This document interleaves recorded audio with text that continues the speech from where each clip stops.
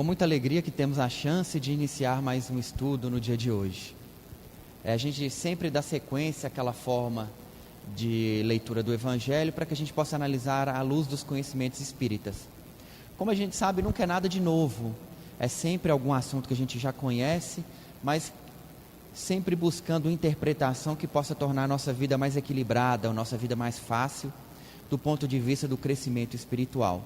Então esse é o nosso objetivo, é um pequeno momento que a gente tem aqui para que a gente possa refletir um pouco sobre os ensinamentos do Mestre Jesus e sua aplicação em nós. E hoje não é diferente. Nós vamos falar sobre a parábola do semeador, que todos nós já conhecemos, mas a gente sempre busca aplicá-la da melhor forma em nós mesmos. Evangelho de Mateus, capítulo 13. Parábola do semeador. Eis que o semeador saiu a semear. E ao semear, uma parte caiu à beira do caminho e vieram as aves e as comeram. Outra parte caiu sobre o solo pedregoso, onde não havia muita terra, e brotou imediatamente, por não haver profundidade de terra. Raiando o sol, foi crestada, e por não ter raiz, ressecou-se. Outra parte caiu sobre espinheiros, e os espinheiros subiram e a sufocaram. Outra parte caiu sobre terra boa e dava fruto, uma 100, outra 60 e outra 30. Quem tem ouvidos, ouça. Graças a Deus. Então é uma parábola já do nosso conhecimento. Como nós podemos analisá-la de um ponto de vista mais detalhado? A primeira coisa que chama atenção na parábola é o seu início. Eis que o semeador saiu a semear. Quem foi que disse para o semeador que ele tinha que semear? Será que alguém o chamou, alguém o convidou, alguém explicou onde ele tinha que semear, como ele tinha que semear? De que forma seria mais fácil? A quais pessoas, a quais solos ele deveria jogar as suas sementes? Por qual motivo? Qual a idade do semeador? Qual a cidade? Qual o local de onde ele veio? Nada disso foi indicado para nós. O Mestre Jesus foi bem específico neste ponto, ao mostrar que nenhum de nós precisa de nenhum chamado para semear. Nenhum de nós precisa ser convidado, orientado, capacitado, esclarecido para que a gente possa semear. Basta querer semear. Eis que o semeador saiu a semear, por conta própria, desejando semear. Mas para semear a gente precisa fazer algo muito difícil, principalmente nos nossos dias atuais, que é esquecer um pouco de nós para doar para o próximo. E isso está complicado atualmente. A gente se vê envolvido em várias atividades pessoais, sociais, e nunca acha tempo ou espaço para nenhuma outra atividade que não esteja ligada a nós mesmos, ou ao nosso próprio descanso também. Mas o primeiro ponto que o Mestre Jesus deixa muito claro para nós é isso.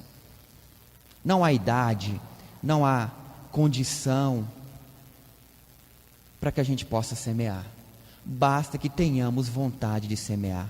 Com qual frequência? Não importa. Em qual local? Não importa. Basta a vontade de espalhar o bem onde quer que a gente esteja. Ah, mas eu não estou preparado, eu não precisa estar preparado. Isso a gente também vê no Evangelho segundo o Espiritismo, ou no Livro dos Espíritos, ou nas obras espíritas que a gente possa ler. Basta ter vontade de praticar o bem, que os bons espíritos se aproximam de nós, vão nos intuir e nós vamos sair a semear. A gente tem a ideia, muitas vezes, de que quando a gente iniciar uma caminhada espiritual, iniciar uma semeadura, a vida vai ser muito mais fácil. De que não teremos problema nenhum, ou de que nada de ruim vai acontecer conosco. Mas olhando pela história, as coisas não são assim. Se a gente pega o livro Paulo e Estevão, que conta dos primeiros apóstolos, a gente percebe que eles apanhavam constantemente. Eram apedrejados, roubados, enganados, onde quer que eles passavam. Então aquele que se dispõe a semear, tem que ter consciência disso. Algumas vezes a gente ouve determinadas religiões ou pessoas que dizem que quem está com Deus não tem problema nenhum. Não é assim. O Espiritismo nos diz o contrário. Quem está com Deus se tornará melhor, mas para que a gente possa se tornar melhor, provas aparecerão. E provas às vezes nos causam sofrimento e dor.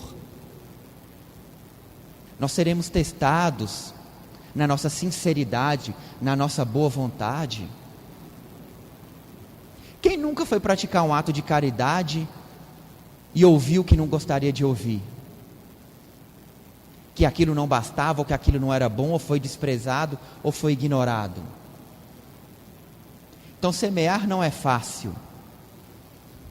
Não obstante, a gente não precisa de nada para isso. Ah, mas eu não tenho dinheiro. Não precisa de dinheiro para semear. Precisa simplesmente de boa vontade. De vontade, de disposição, para que a gente saia e procure as oportunidades. E os espíritos bons, como eu já disse, se aproximarão de nós, nos intuirão, nos dirão aonde nós devemos ir, onde aqueles necessitados estão. E assim nós vamos espalhando onde quer que a gente esteja. E nós vamos nos desligando dos nossos problemas. Todos nós, ou constantemente, nós temos aquela fase que a gente acha que está cheio de problema. Mas por que a gente acha que está cheio de problema? Porque a gente olha demais para nós. Qualquer um que olhar demais para uma parede, ela vai ter defeitos. Qualquer um que olhar demais para um carro, acha um arranhado. Qualquer um que olhar demais para uma comida, acha alguma coisa que não deveria. Então, às vezes, precisamos olhar em volta, e não tanto para nós mesmos, para que a gente possa prosseguir, para que a gente possa caminhar, corrigindo o que precisa corrigir, mas tem coisas que nós temos que seguir em frente. Praticar a caridade não exige perfeição de nós. Senão estaria escrito aqui que o semeador era um espírito de luz encarnado. Ou foi convocado por um espírito sublime que desceu e o convocou. Ou teve um sonho convocando. Não está escrito isso aqui. Não está escrito aqui que ele é muito inteligente, que ele formou na faculdade, que ele tem dinheiro, que ele tinha um carro ou um cavalo na época. Nada disso está escrito aqui. Simplesmente, eis que o semeador saiu a semear. Por boa vontade, por amor ao próximo, por perceber em um determinado momento da vida dele, que haviam pessoas que sofriam mais que ele. E isso valeu para que ele pudesse se mover, para que ele pudesse espalhar algo de bom onde quer que ele passasse. E percebam que ele não se preocupa onde ele deveria ir. Ele saiu. E nisso ele encontrou terra rasa, pedra, espinho, e não se sentiu desanimado nem ofendido. Jogou a semente. Eu falo isso porque muitas vezes a gente encontra pessoas que nós julgamos não muito agradáveis, ou desagradáveis, ou desonestas. E a primeira coisa que a gente faz é apontar isso para a pessoa. Ou comentar com alguém ao nosso lado. Nossa, fulano de tal é desagradável. Fulano de tal passou a perna em alguém. Fulano de tal é preguiçoso. Fulano de tal não estuda, engana o outro. Isso não é semear. Pelo contrário. Isso é movimentar energias negativas através do nosso pensamento e da nossa fala. Semear é tentar jogar algo de bom onde quer que a gente passe. E não é tão fácil quanto parece. Porque percebam que o semeador não se sente ofendido nem agredido. Segue o seu caminho. E ele não se preocupa. Eu estou gastando muita semente com essa terra que não vale a pena. Ele não se preocupa, ele investe. Mas também, ele sabe respeitar cada terreno. Ele não parou no terreno raso com pedras, falou, não saio daqui enquanto você não der frutos. Não. Fez a parte dele e seguiu em frente. Só que o nosso orgulho muitas vezes não deixa a gente seguir em frente.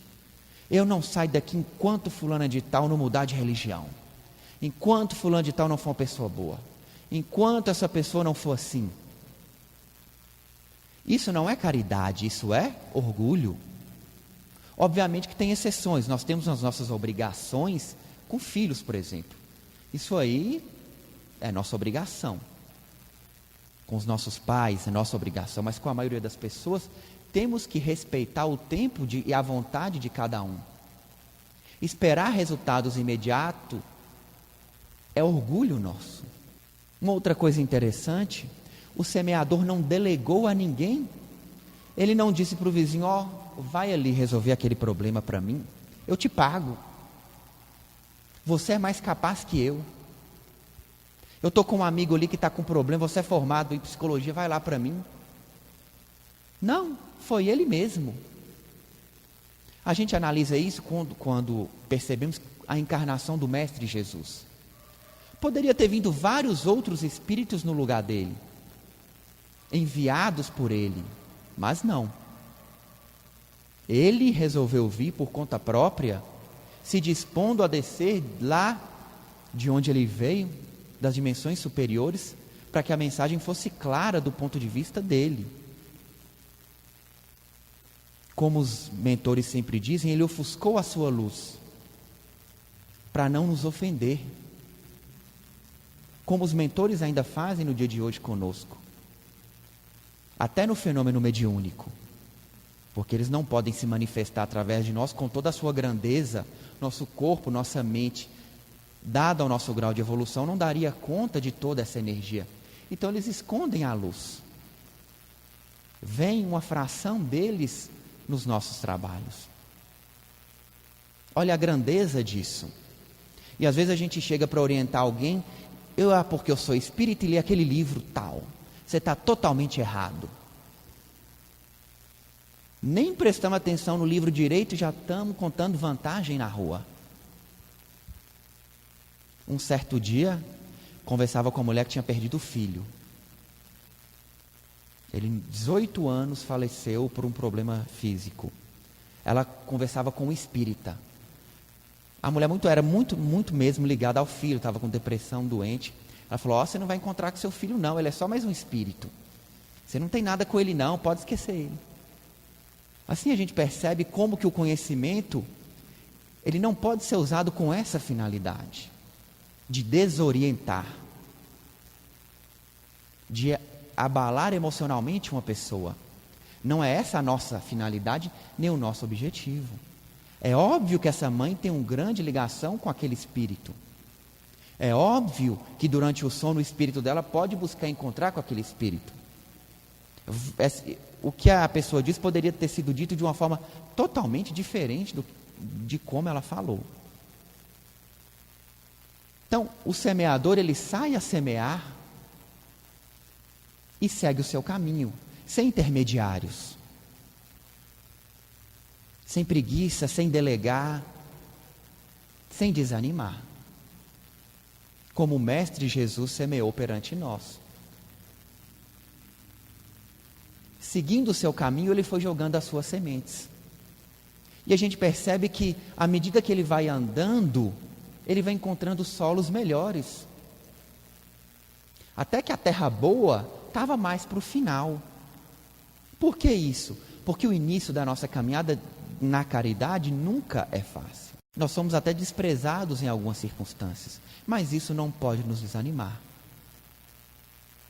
A caridade ela é praticada para que aquela pessoa que receba se sinta bem, mas também aquele que doa tem que se sentir bem, sem esperar o resultado, sem esperar uma mudança imediata, simplesmente distribuindo.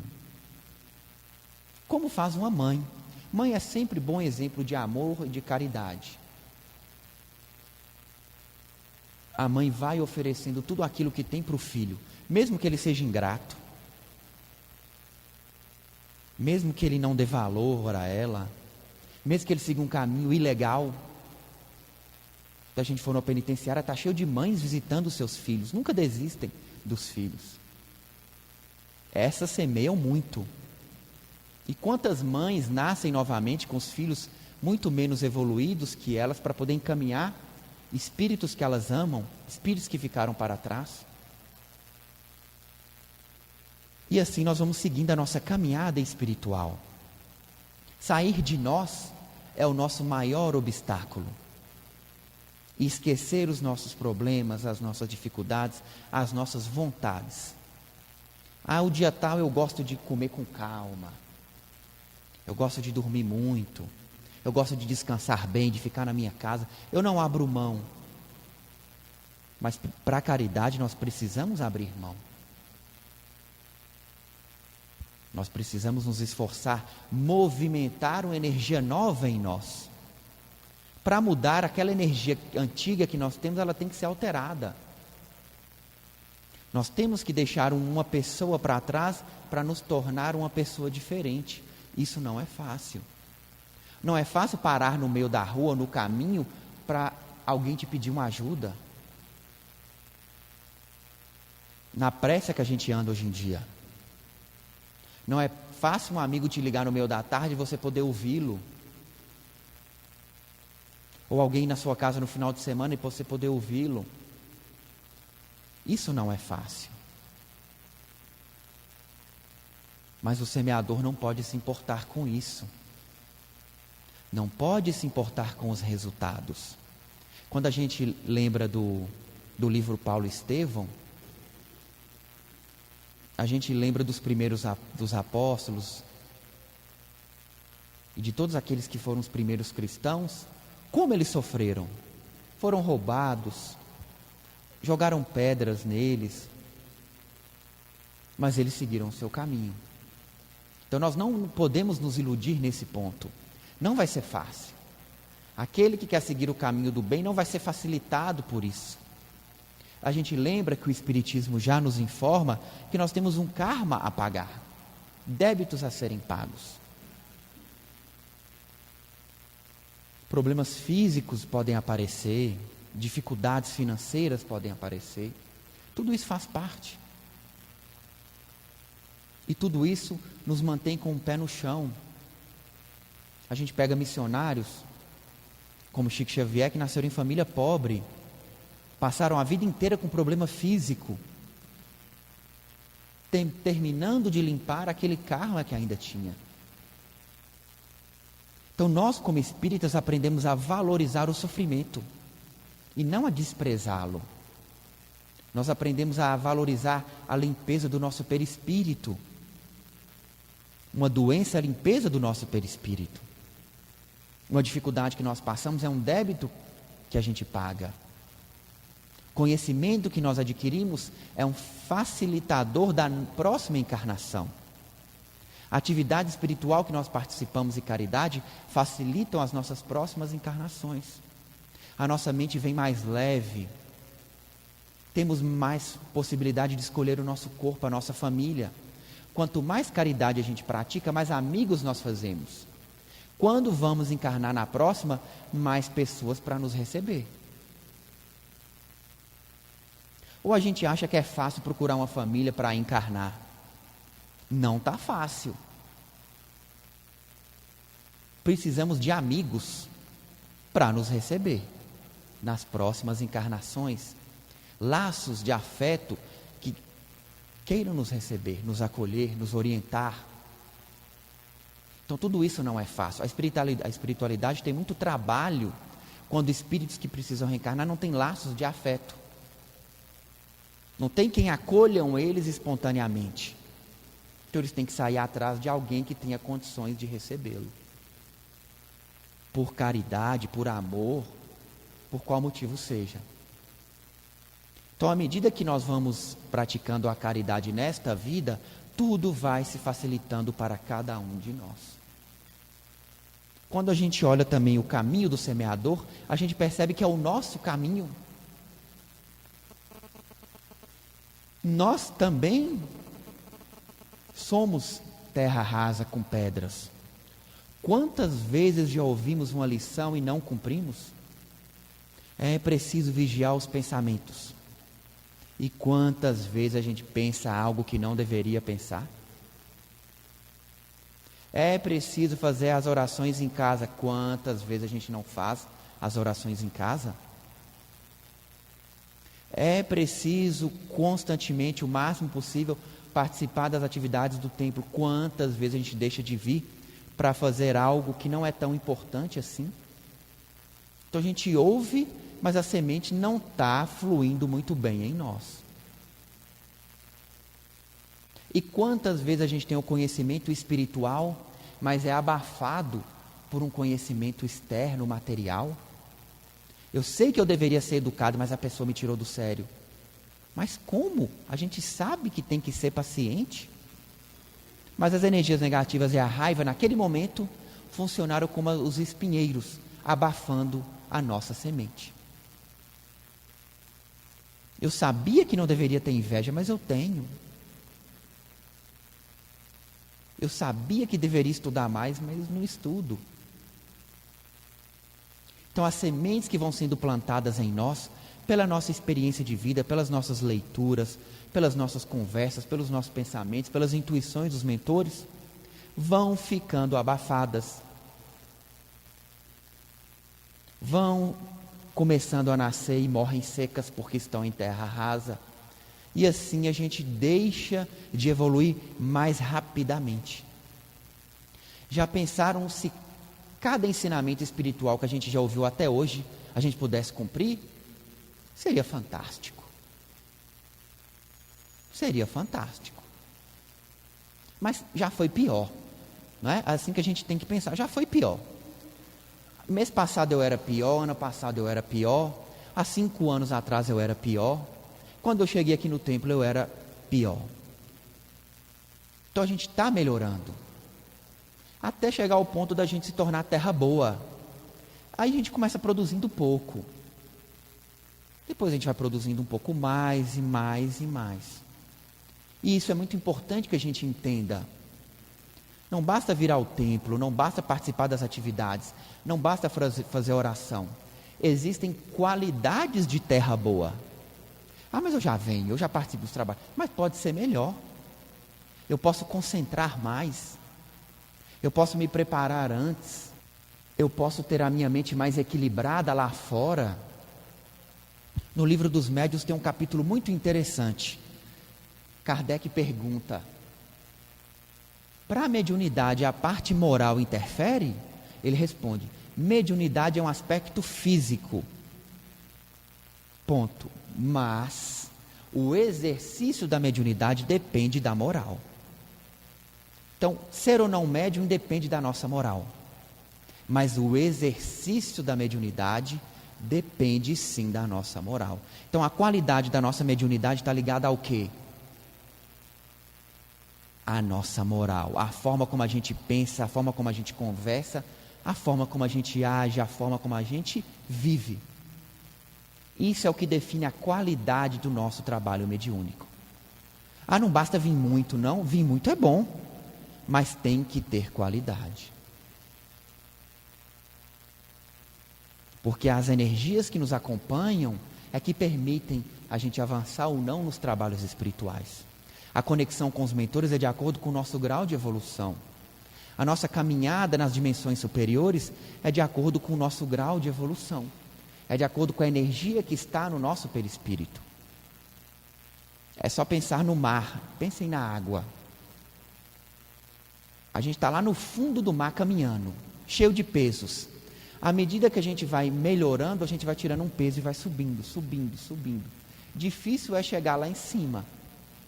É preciso ir largando os pesos que correspondem às energias negativas que estão em nós, ao nosso karma, aos nossos pensamentos, aqueles miasmas negativos impregnados no nosso perispírito. É preciso retirar tudo isso. Para quem não lembra, é importante que a gente saiba que quando praticamos atos negativos, eles ficam marcados no nosso perispírito. E isso pesa. Tudo que nós fazemos fica marcado. Então, se utilizamos mal o nosso pensamento, o nosso cérebro fica impregnado. Se utilizamos mal o nosso corpo, ele fica contaminado. E o nosso perispírito no plano espiritual, ele fica marcado, ele fica prejudicado, ele fica lesionado. E isso interfere na nossa próxima encarnação. E isso interfere na nossa vivência no plano espiritual. Porque o perispírito, ele reflete quem nós somos. E esse peso faz a gente arrastar lá no fundo do mar, lá no plano negativo. Só que a gente tem que querer largar os nossos pesos, para que a gente comece a subir. Subir e vai subindo. Mas a gente tem que querer. Para isso, tem duas formas de evoluir. É muito simples. Bem simples. Pelo amor ou pela dor. Basta a gente escolher. Ah, mas ninguém escolhe sofrer. Escolhe. Inclusive nós. Inclusive nós. Quantos chegaram aqui ou chegam numa casa espírita porque estão sofrendo? Por que não chegaram antes? Porque a vida estava boa, estava fácil naquela época. Quando a gente vê o Evangelho, o Mestre Jesus diz que veio para aqueles que sofriam. Eu vim para os pobres, para os doentes, para os leprosos. Por que isso? Porque os ricos estavam tranquilos. Até o momento que precisavam de um esclarecimento espiritual. Ou de uma cura para um familiar. Ou de uma explicação para um sofrimento até então inexplicável. E assim passa conosco.